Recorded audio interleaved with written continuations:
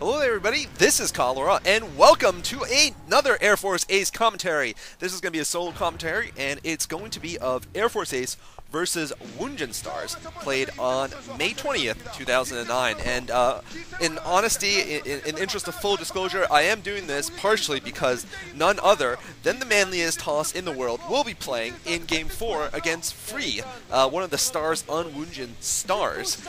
In Game 1 here, we are going to see two players who don't get that much screen time. You know, to be honest, I like doing a diverse cast of players. It's just usually I don't have time to. What I end up doing most of the times is just games with big names in them or games that you guys recommend, but certainly I do like to cast all sorts of games. This is GoRush versus Piano. GoRush recently transferred onto the Airforce ACE team. You can see him on the right, and Piano, a sort of newish Terran player, sort of on the sort of the second string of the pro gamers.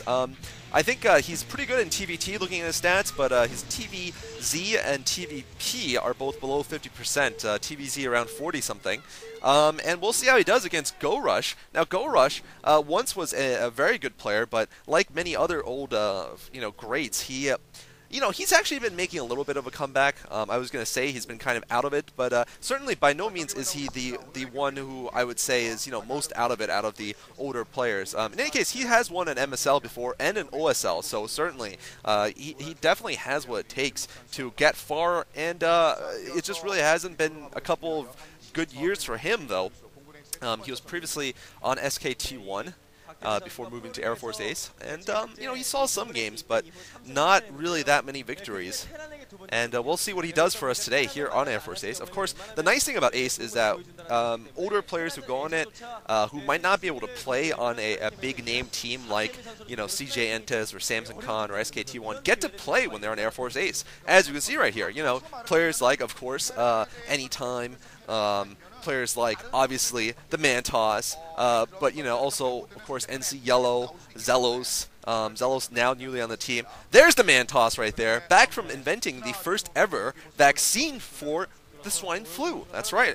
I don't think you guys knew about it, but recently South Korea announced finishing a human vaccine for swine flu, and of course they attributed it to someone, this older scientist, but we all know the truth. It was actually Reach in the laboratory who invented that vaccine, so hopefully you guys are thankful for that. Anyway, we're going to be casting this game now. Obviously this is Neo Medusa, and we've got Piano the 6 and GoRush at the 10 o'clock location. Let's see what happens here in this game. This map is pretty good for Zerg players against Terran. There is Zelos, of course. I don't think it's really changed since Medusa won, so I would say it's still probably decent for Zerg against Terran. But we'll see what Piano does if he's going to go for a mech build here. Generally, we have seen mech builds of different sorts. But we could be seeing something different. Oh, look at that! We are probably going to see something different because we're not going to see the early gas. So we could be seeing the fast expand build instead. And he's going to go and scout beforehand. So that's obviously a smart move from Piano. We got a standard looking 12 hatch here from GoRush. And this is one of those maps where mech combined with harassment either through dropships or through vulture run bys or rates, it's actually an appropriate map for Terran tech builds. Unlike a lot of maps where tech builds are now used every single time, I don't think they're appropriate for certain maps. But people are doing them anyway. Anyway, it does look like, though, that Piano is going to be going for a standard command center build there. He's going to shoot at this Overlord for a while. I don't think he'll get it. GoRush is going to go straight for a... well, actually, no. It wasn't straight for get 2-hatch gas. It was a 3-hatch build there. And, alright. Cool, you're white. So, Overlord now flying away safely. Another Overlord going to take a peek at the natural. It has spotted the command center going up. And it's going to get away from there. SCV scouting inside of GoRush's base. GoRush starting off with a 3-hatch rebuild. The thing is, the fast expand is not so popular anymore, I think partially because 2-hatch Mutalisks has been way too good. In the hands of players like Jelizerg or Jadong. they've really made it into the ultimate counter against the standard fast expand Terran. And they're just so good at it that it's hard for them to win. It's really hard for them to deal against a really good harass. Even the best players. And of course, let's not forget Luxury and Yellow Arnak, they're also very good with it.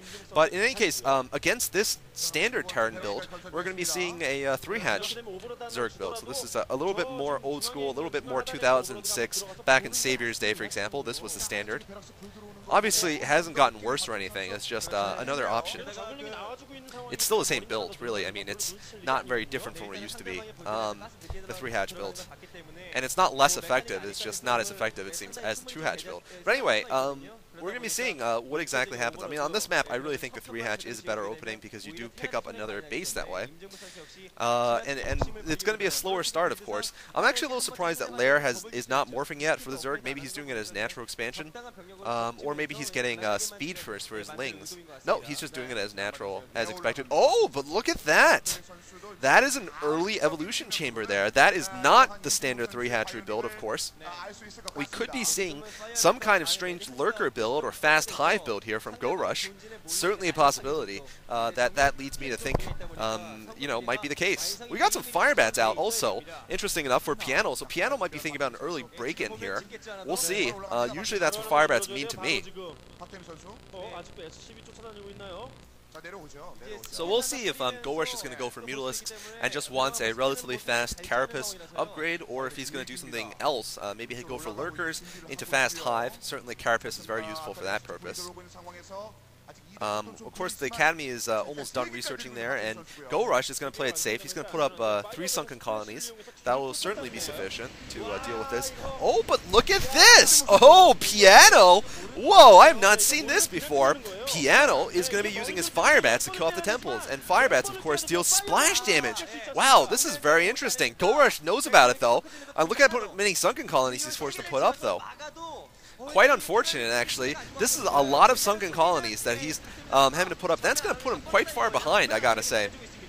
So this is actually quite creative from the Terran player, and I think maybe other Terran players should do this on Medusa more. I'm surprised that no one's thought of it. In fact, I never thought of this. And the Firebats, of course, are going to kill down all the temples at once. And there they go. All the temples are down. Very interesting. Now, we haven't seen any tech yet from GoRush, and all these sunken colonies cost just so much in resources. I mean, each one is a drone and 125 minerals, and really that is a lot of sunken resources. No pun intended, but they're not going to be able to be recovered.